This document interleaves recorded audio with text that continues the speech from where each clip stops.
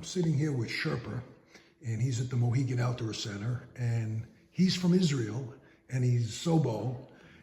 Started what, August 5th? No, July 25th. July 25th. Yeah, last week. My question is, why come from Israel to do the AT?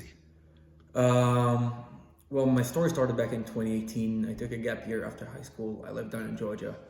I got to travel around northern Georgia and see a lot of trail towns and got to meet some hikers.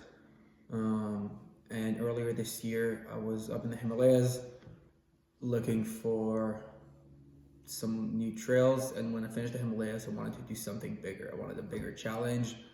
And I heard of IDAT before. I met some thru hikers. Just seemed like the perfect fit. And so far, it's been an incredible challenge. Oh, that's great. So you did the Himalayas? I was up in the Himalayas for about 4 months, give or take. Wow. Yeah. Have you done any hiking like that previous to the Himalayas? Like the AT or? Well, anywhere. Like I've been hiking since I was pretty young. Okay. From a very young age, I've been hiking almost every week. Nothing to the extent of, like Himalayan altitude or the AT's length. Right. But weekend trips, day trips, week long, some overnighters. I've been doing that for many years now. Wow, actually. that's great. Now, do you have any aspirations? I know because of the devastation down south, this is going to hurt you. But do you have any aspirations to do the CDT or the PCT someday? Absolutely. I'm hoping to come back in a couple of years, do the AT again, finish the entire trip, and then plan for the other 2 crowns. The goal is to be a triple crown. Yeah, that's what the plan. made you do Sobo instead of Nobo? 2 things. One is I was up in the Himalayas when Nobu season started. Oh, okay.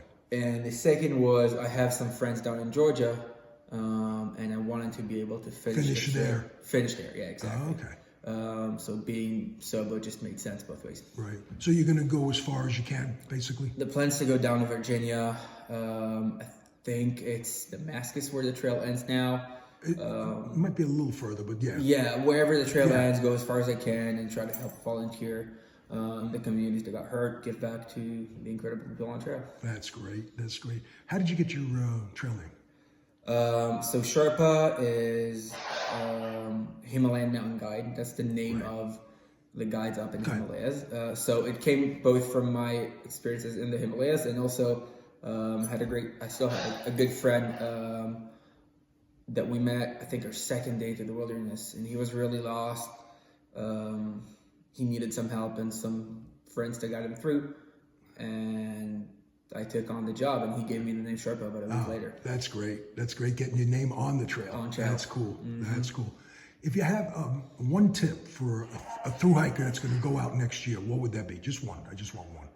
One tip. It's actually my friend Heisenberg gave me that tip. Just make it to the next shelter. Okay. Don't think about the trail as this crazy 2,200 mile long journey. It would be so overwhelming. Just one shelter at a time. Okay. Just take the next step, and before you know it, you'll be down halfway through. Right. That's cool. That's cool. Hey, I want to wish you the best on your journey, man. Thank you so much. Really great story, and it's really cool. Thank you nice so much. meeting you, man. It's been a pleasure.